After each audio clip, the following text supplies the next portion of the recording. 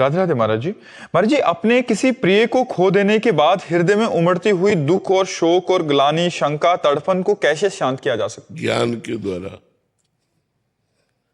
अज्ञान में मोह से ग्रसित होकर के सारा संसार दुखी हो रहा है। जब तक ज्ञान नहीं होगा तब तक रोना नहीं होगा। कौन हमारा है? सब में भगवान विराजमान है।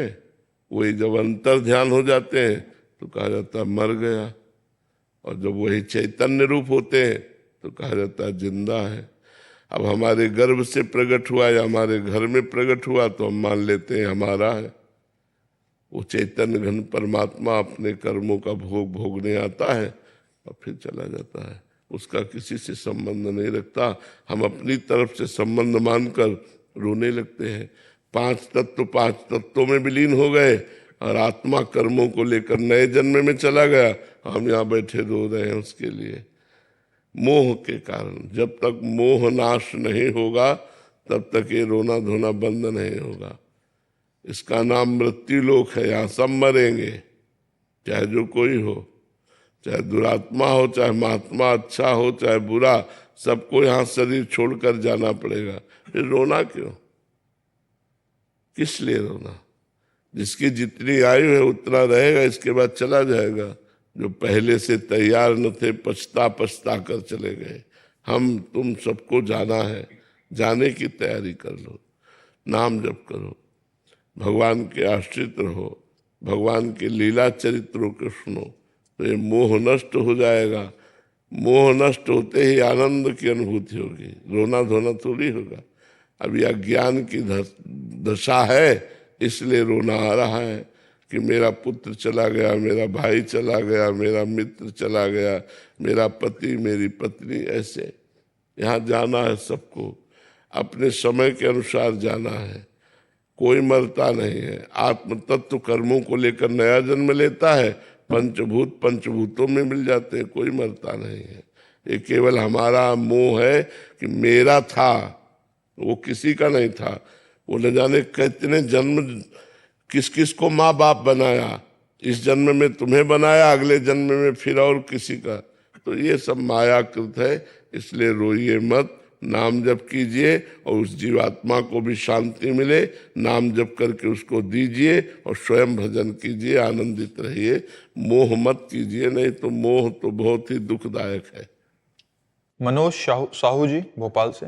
श्री हरिवंश महाराज जी, गुरुदेव भगवान आपके द्वारा ही एक बार श्रवण किया था कि भक्ति मार्ग पर चलने से ब्रह्म ज्ञान या ब्रह्म मार्ग का जो संकेत या अनुभूति होती है स्वतः ही हो जाती है। महाराज जी, भक्ति मार्ग पर चलते हुए हम कैसे अनुभूति करते हैं उसकी ब्रह्म? जब आप भजन करेंगे तो वो स्थिति आने लगती है। भजन से स्थिति आती है, भजन से ही कुछ अच्छा नहीं लगता। संसार के भोग कोई भोगने की इच्छा नहीं होती। तब धीरे धीरे अंदर ज्ञान स्फुरित होने लगता है।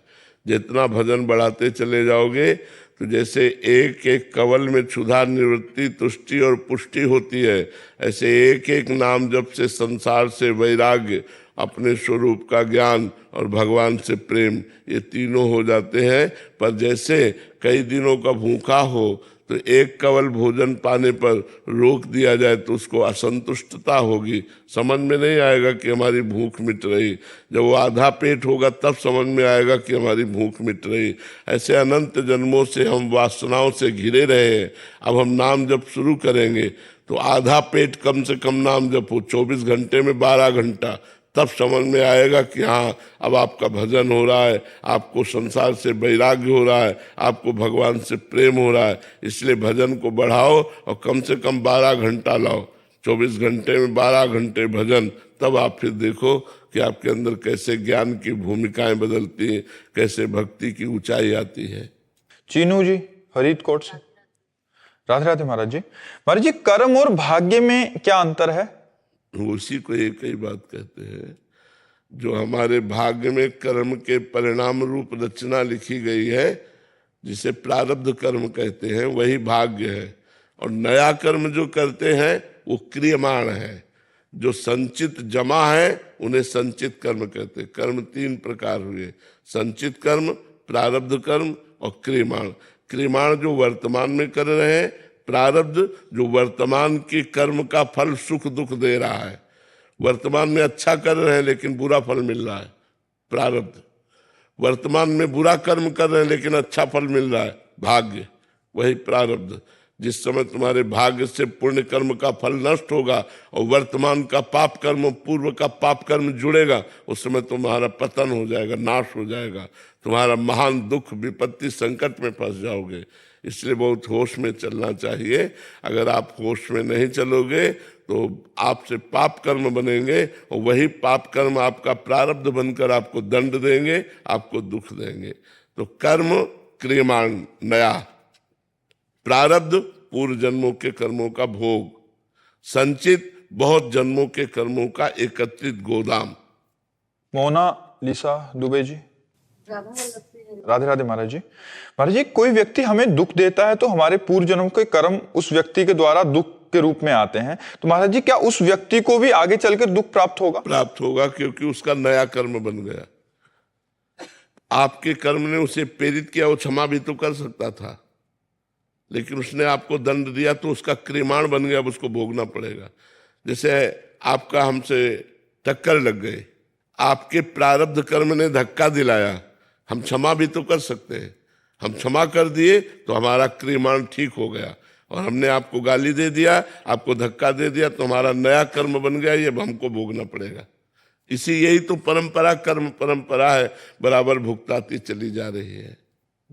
वंसल जी रुड़की से, राधे राधे महाराज जी। महाराज जी, आप पूछ रहे हैं कि जैसे जिन संतों का भगवत प्राप्ति होती है या आखिरी जन्म होता है तो उनको भी कर्म भोगने पड़ते हैं, प्रारब्ध होता है, तो महाराज जी क्या उनको भगवान माफ करते हैं कुछ, या भगवान कुछ माफ कर देते हैं? हाँ, अरे पहाड़ के पहाड़ माफ कर देते हैं। वो तो ऐसे 150 ग्राम, 1 कुंतल में 50 ग्राम फटाफट भोगवा करके। देखो ना, बड़े संतों की बड़ी पीड़ाएं होती, ये फोड़ा, ये कैंसर, ये चीज, ये दुनिया का दुख उन्हीं के ऊपर आ जाता है, क्योंकि उनका आखिरी जन्म होता है। तो जो पहाड़ का पहाड़ जमा होते हैं उनमें थोड़ा थोड़ा भुगता करके निपटा देते हैं। और संतों को इतना ज्ञान होता है कि मैं शरीर नहीं हूँ, इसलिए शरीर में आने पर दुखों को वो व्याकुल नहीं होते, वो अशांत नहीं होते, विचलित नहीं होते, सह जाते हैं और भगवान का भजन करते हैं।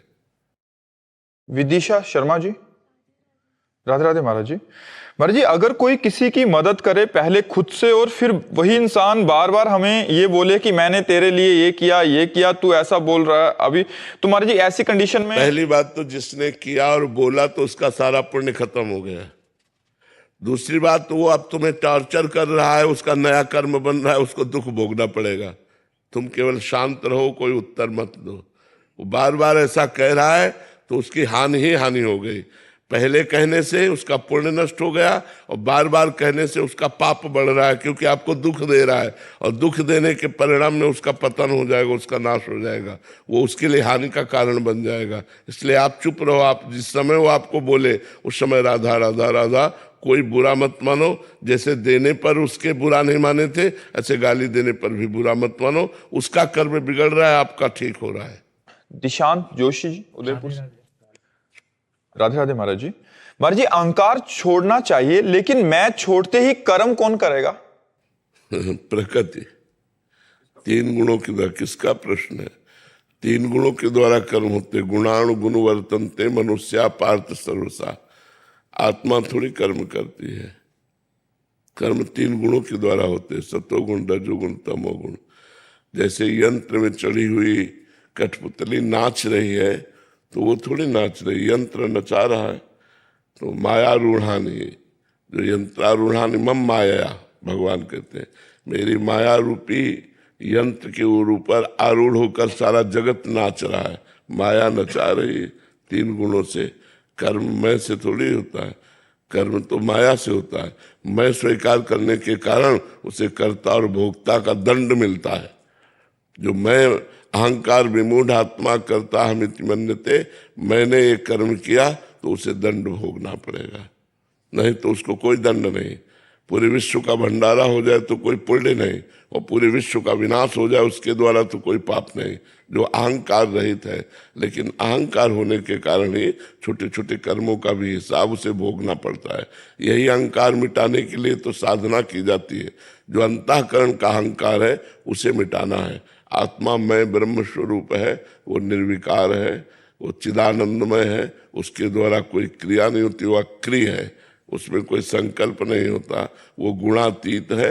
वही मैं हूँ, पर मैं भूल से अपने को शरीर मानकर और अंतःकरण के अहम धर्म से युक्त होकर कर्ता और भोक्ता भाव हो जाने के कारण हमारा जन्म मरण हो रहा है, हमें दंड भोगने पड़ रहे हैं। निर्विकार होने पर भी हम विकार को प्राप्त हो रहे हैं, अजन्मा होने पर भी हमारा जन्म मरण हो रहा है, और दुख रहित होने पर भी हमें दुख भोगना पड़ रहा है। यही कारण है। अगर मैं के द्वारा करता मैं ही है, तो आपके अभी अभी शरीर में जो दिल धड़कता है तुम्हारे द्वारा धड़कता है क्या? तुम धड़काते हो क्या? माया के द्वारा धड़क रहा है कि नहीं? पलके तुम झपकाते हो क्या? स्वयं हो रहा है कि नहीं हो? ऐसे सब कर्म स्वयं हो रहे हैं। जिस गुण का आवेश हुआ उसके द्वारा हो रहा है। अब कर्ता भाव होने का तुम्हें भोगना पड़ रहा है, नहीं तो कर्ता भाव ना हो तो कोई भोगना नहीं पड़ेगा, कुछ नहीं भोगना। मैं एज ए व्यक्ति हमें करना क्या चाहिए फिर? क्या स्वयं होने दें सब कुछ, या क्या करें? पहले मैं को समझ करके इसको त्यागो, तो तुम खुद देखोगे इस शरीर के द्वारा कितने अच्छे और पवित्र कार्य होते हैं। क्योंकि गंदे